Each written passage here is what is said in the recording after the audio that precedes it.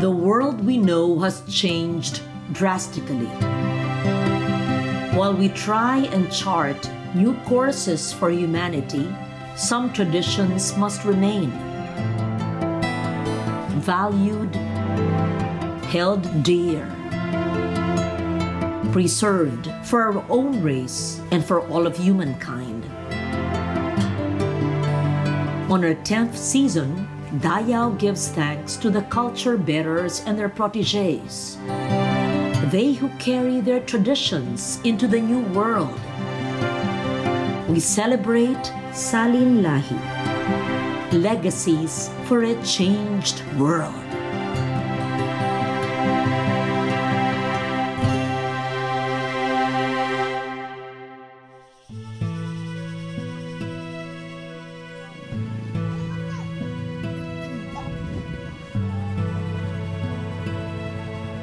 In this final episode of Season 10 of Dayao, we see how tradition and innovation can bring conflict into the life of a Gamaba awardee, one who unfortunately passed away in January of this year. Dayao is fortunate to have been able to document her work and interview her extensively for our episodes on Abaca Ikat weaving. Yabing Masalon Dulo is a Balaan master weaver of Mabal Tabi, or the Balaan Abaca Ikat. She was named Manilikanang Bayan in 2016 and formally awarded in 2018. In doing so, she joined the ranks of two other Abaca Ikat weavers, the Tiboli Langdulay and the Bagobo Salintamonon, both deceased.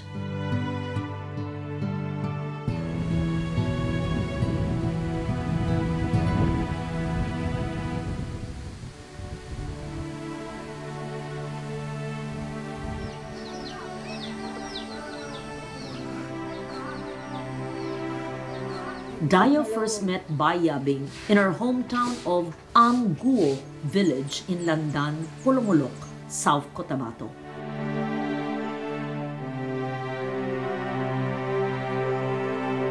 At more than 100 years old, she was addressed by her community lovingly, respectfully, with the honorific Fu or grandmother.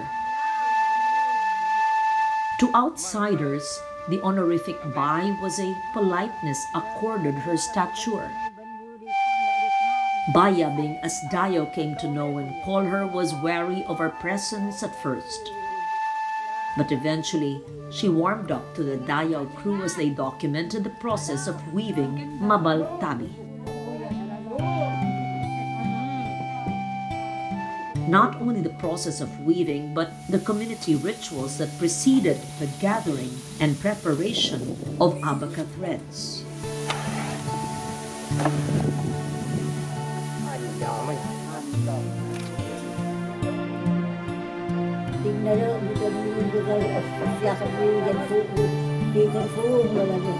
Here a ritual of community purification by the river, officiated by Bayabing.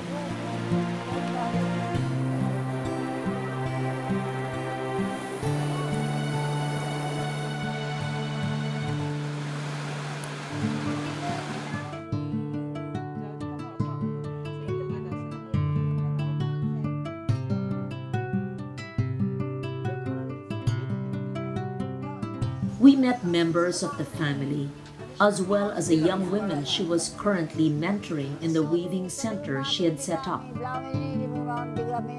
Her constant companion, assistant, and her liaison was her grandson, Arthur Gulili, or Jao. A college graduate with a strong sense of his heritage and his community, Jao was constantly by his grandmother's side. Si Lola po ay malaking karangalan sa amin dahil po ay nabigyan po kami ng opportunity na magaya po namin yung kanyang kaalaman. Tulad doon sa pag-weave niya, pagtatahi, paggawa ng mga beads accessories, sa paggawa din ng blaan basket. Saka sa music din po.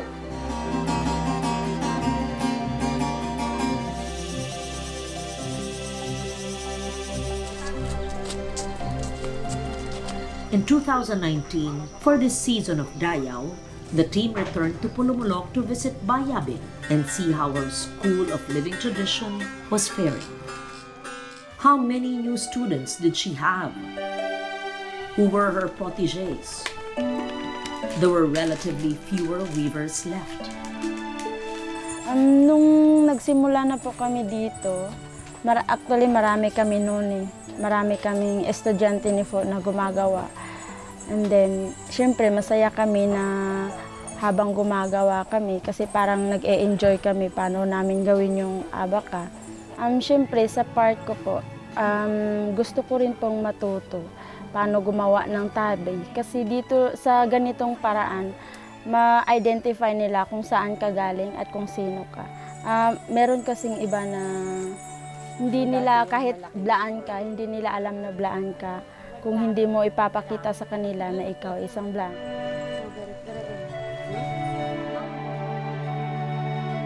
Ja was no longer around to help his grandmother.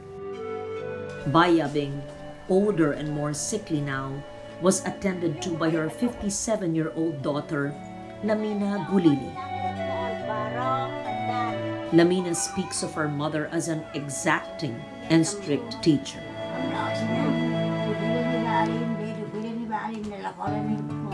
Yung pag-dye mo, ay, ganito, isa ako nakamali doon. Kasi madali ako maghulom ng sa abo sa gimit. Ipasali ko ito sa red. Dito, ito ang black. Pagkaano doon, nakita ni nanay, bakit pag-dye mo ito? Nakamali ka. Anong ginawa mo ito? Bakit hindi mo iniisip mabuti? Alam niya yan kung mali. Aside from being a weaver and an expert beader, one of Lamina's gifts is her knowledge of natural ingredients for the dyes. Alin dyan yung nagpapaitim? Yung Dahon niya at bunga? saka yung ito. Lahat. Saka yung dahon niya. So pag pinakuluan, iitim na siya? Hindi yan. Depende sa pagluto mo kung black na, pag itim. Kung hindi makaitim, balik naman. Lutuin. Lutuin. Cristina is Lamina's daughter and Bayabing's granddaughter. As her grandmother's close companion and student, she already has learned much from her grandmother. Siguro nakasanayan sa palagi ko siyang nakikita sa lola ko, sa mama ko, lagi nilang ginagawa. Parang kahit na hindi mo siya sabihin, ay gusto ko talagang gawin to, yung parang kusang loob na gawin mo. She is able to deftly explain the steps of weaving tabi. Una po is knotting, yung tambong. Ito, pipiliin mo yung mga strand na yung malalaki kasi may payat dito eh. So yung payat na yun yung gagawin na weft pang insert doon pag magwi-weave. Pero din yun siya, i-warp mo din siya para kukulayan din na black. Then yung next po is ito warping, yung smai para for design na siya. Pagkatapos ng warp po, mo na siya, i-set up, ilagay mo na siya sa frame. Tapos po, doon po, mo na naman, pipiliin mo kasi may combine ka. Parang siya, motif ng tabi. Kung maliit na tabi ang gusto mong gawin, doon pa lang sa pagwa-warping kasi bibilangin mo yan kung ilan. Then after sa designing, pag matapos na, doon na po is tatanggalin mo na siya sa frame. Then smunso na yung igaganyan mo, ipe-press mo siya.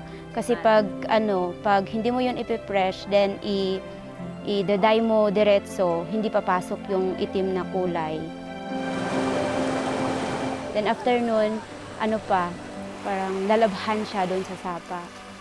Then after that, yung kulay na dahon or di kaya yung kinikiskis na ugat ng yung pangkulay itim na knalom or sa black, hanggat hindi pa siya black, hindi mo siya pwede ihinto sa pagluluto. Pag nakulayan na po, yun po, patuyuin mo na siya ulit. Then, yun po ang ginawa ni Mama, yan po kanina. tatanggalin mo yung mga yung mga tali niya, yung mga nilalagay nilang itim. So tanggalin mo yun siya isa-isa. Yung mga tali, so white, yun na yung design.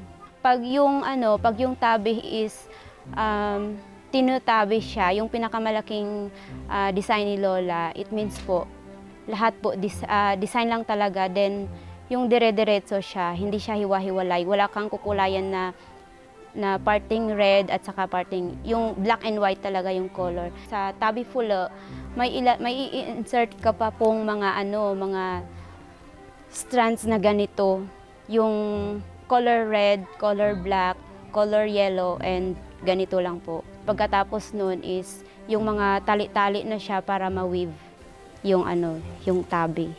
Pag small na tabi, red tabi, yung small size lang, siguro mga 3 weeks, finish na po yun. Then pag yung pinakamalaking design po, more than a month bago mo siya matapos. Pagkatapos na yan, black at saka red. Pagkatapos, Bawat pagdidesign ko, itatanong ko muna kay Lola kung tama ba. Kahit na nagdi-design na ako, sasabihin ko kay Lola, Lola, tama ba tong pag-design ko? Pag sinabi niyang, oo, tama yung ginagawa mo, yun po, ipagpatuloy ko.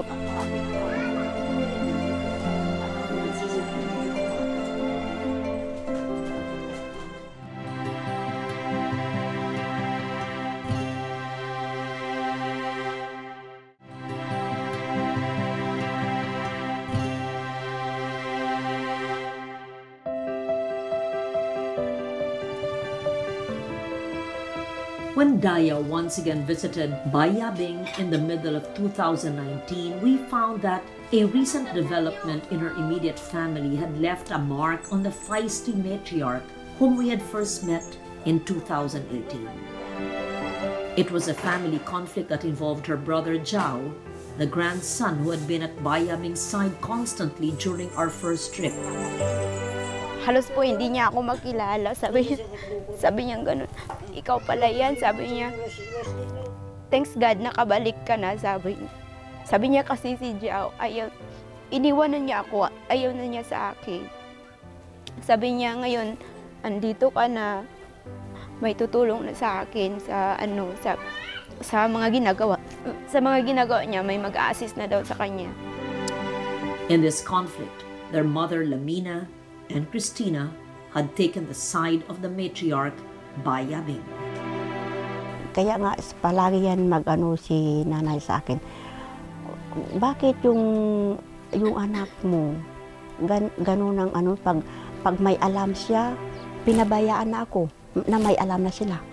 Kasi po, yung iba niyang estudyante dati, ang pangako nila kay Lola is, pag marunong na sila, si Lola uupo na lang, titingin na lang sa kanila. But di po yun yung nangyari.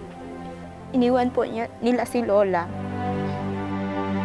Apparently, there had been a rift between Bayabing and Jao, the grandson who had been her most active promoter and supporter. Ang sabi ko sa'yo, bakit iniwan mo si nanay? Parang, bila wala mo yung matanda. Nalilaw ko do, tamaan ko talo timog na di daw. Oo. So timog kan fulong, talo fulong tamdaw alam.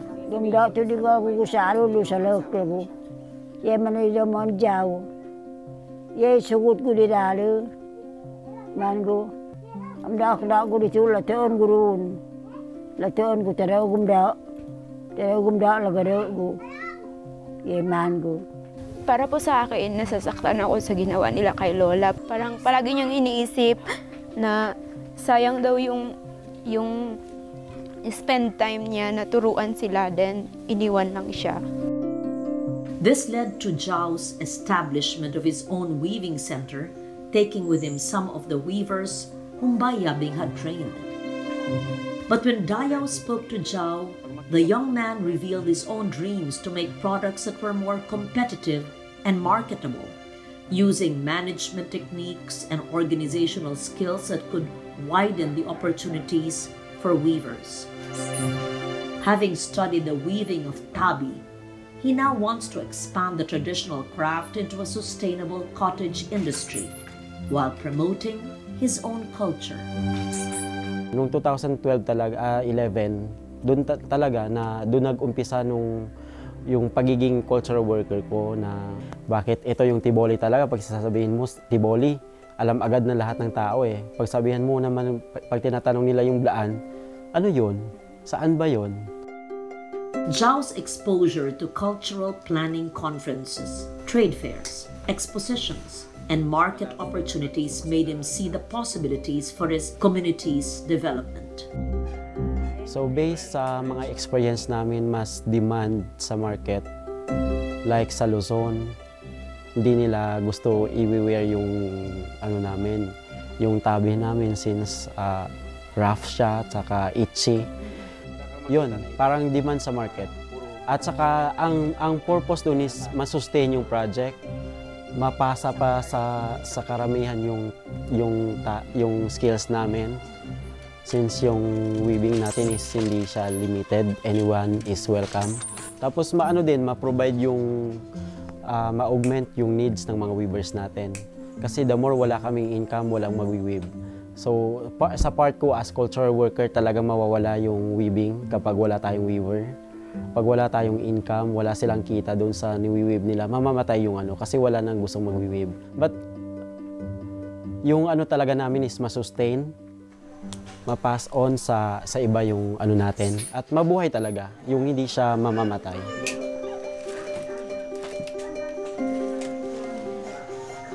So ito yung mga bagong gawa namin na blazer.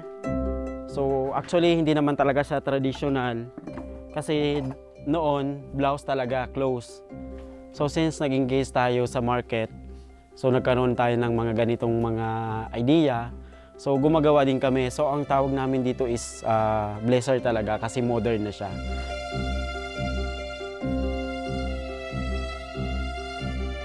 Alam namin may mga ninuno kami nung una, kaya nga minsan si Lola may na-wear siya na yung may gold na necklace. So gawang Blaan yon. So ngayon wala nang gumagawa. Yung mga bells namin wala nang gumagawa. Yung mga agong wala nang gumagawa. Pero ako as culture worker, naghahanap din ako ng way para ma-revive yun. Yung brass casting namin. At saka ito talaga, yung tabi, ayaw ko talaga siya na mamatay. Whatever happened, di ko talaga iiwan yung ginagawa ko. Kasi wala na talagang mawawala din to eh, yung ginagawa ko. Mawawala din siya. Kasi walang tao talaga na willing na buong oras niya, buong time niya, ilalaan niya dito. Na wala naman siyang sahod buwan-buwan. According to Zhao, his decision to set up his own center came after much friction between him and his mother, Lamina. Sa side ni sila mama, siguro tama na yung chismisan. Ayaw kong ganun. Andito naman magkatabi yung bahay namin. Kausapin nila ako, hindi yung sa ibang tao kausap. Actually, sobrang nag-ano ko talaga ako yung mama kasi kahit punta ng Manila, yung personal problem namin, ikukwento sa ibang tao. Hindi ko yun talaga matanggap. Kaya I just talaga na I decided na mag-give up na ako after how many years. Wag na ako makialam kay Lola. Gagawin ko na lang yung sa akin. Actually, ako namimiss ko talaga si Lola. Kasi every time before is si Lola talagang kasama ko. Pero, sorry. Okay lang. Si Lola yung kasama ko. Every time na alis si Lola. Kasi siguro naisip ko na it's about time. Kasi before, ibang tao nagdadala kay Lola and walang nangyari. Pero nung inupo ko si Lola, siguro malaki din ang part ko na naging nakatulong kay Lola bago niya naabot yung award ni Lola.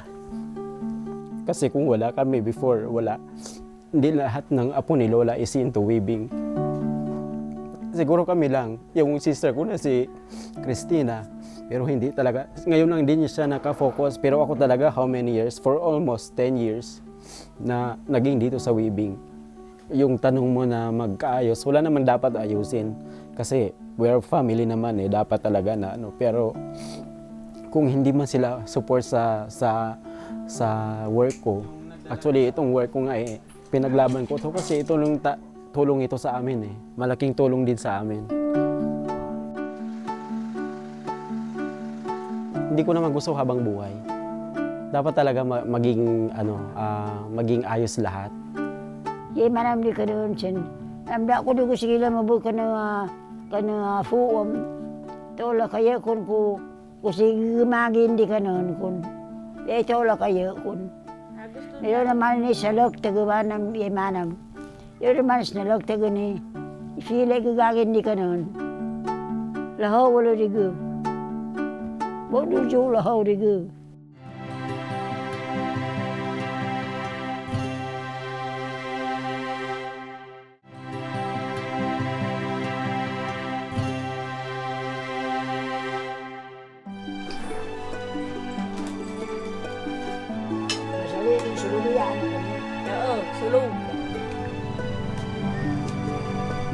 Ano yung mga naalala mo nung? Siguro nasa 6 years old ako, kasama ko yun si Lola. Ang ginagawa namin ni Lola before is tawag nung pag may mag-harvest ng mais, para maghahanap kami nung maiiwan na mais, tapos ibebenta namin ni Lola. Yun nga, sinasabi ng iba na mahigpit siya pagdating sa pagtuturo.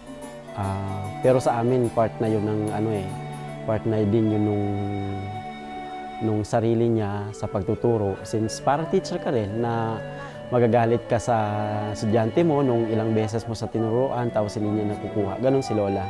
Dapat isang beses ka lang niya, dapat kuha mo na agad. Pero talagang maganda magturo si Lola kasi kung hindi maganda siya magturo, malamang hindi kami marunong. It would be easy to dismiss this as private family affair, a small tampuhan between a grandmother and her beloved grandson. But at the very heart of this is a conflict which all traditional artists must face as they pass their knowledge on to a younger generation. It is a conflict between tradition and innovation, between the classic and the contemporary, between the urgent need to preserve a people's traditional art while making this art accessible and desirable enough for the outside world to buy. Sadly, these are two worlds that will never meet. Simply put, the conflict between Bayabing and her grandson is this. On one end, creating a textile purely for a community. On the other, making it appealing to a broader market. So ito, pinag-ingatan talaga na hindi ko makat yung lizard. Dapat talagang buo siya.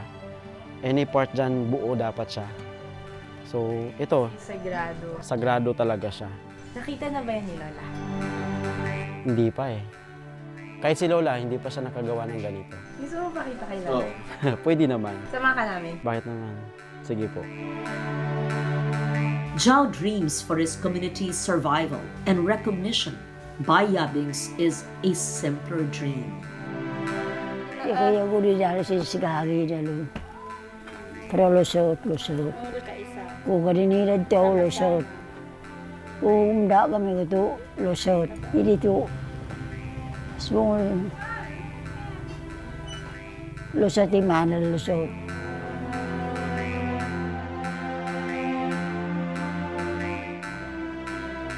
Ako as apo niya, more than proud ako kung ano ang narating ni Lola. Lagi kong sinasabi pag magsasalita ako, siguro it's about time na after a long time na nag-preserve si Lola, nagturo si Lola, nagkaroon talaga ng ilaw ang Tribong Blaan. Dahil nakilala na, nag-start na nakilala si Lola hindi lang local, national, or international. But buong mundo, nagsisimula na nakilala na may ganito pala yung Blaan. Nagkaroon sila ng pride. Nagkaroon kami ng ilaw talaga para makilala kami ng ibang tao.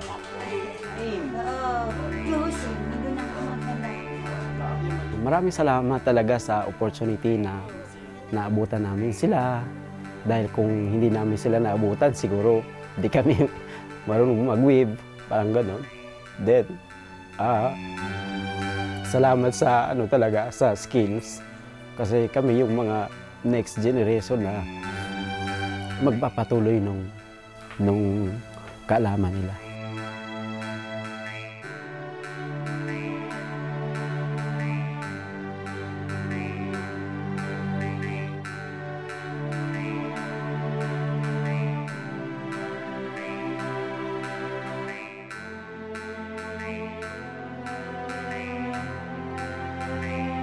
In this 10th season of Dayao, we have taken a deeper look at the lives of our culture bearers. We often think of them as very stoic, centered individuals living in a world apart, living only to create. But as our encounters have shown, the problems of survival, of family responsibilities, of mentoring weigh even more heavily on their shoulders. In the case of our Gamaba awardees, the conferment of a national honor does not instantly put them into ivory towers where they can just go on creating. As we have seen this season, the Gamaba Award is not a magical solution to poverty or to social or family pressure. The awardees feel the pressure to fulfill the expectations of their community, to provide for the needs of family and the clan. They must help in the documentation and promotion of their knowledge, all this while negotiating their own changed worlds. These responsibilities come at a time when they are beginning to feel the weight of their years. Still, they persist. Still, they create. Still, they pass on their knowledge. Theirs is more than just the enduring spirit of the artist or craftsman. Theirs is the shared spirit of all humanity as we confront the challenges of survival. This is Lauren Legarda, discovering Dayao, our knowledge, our pride.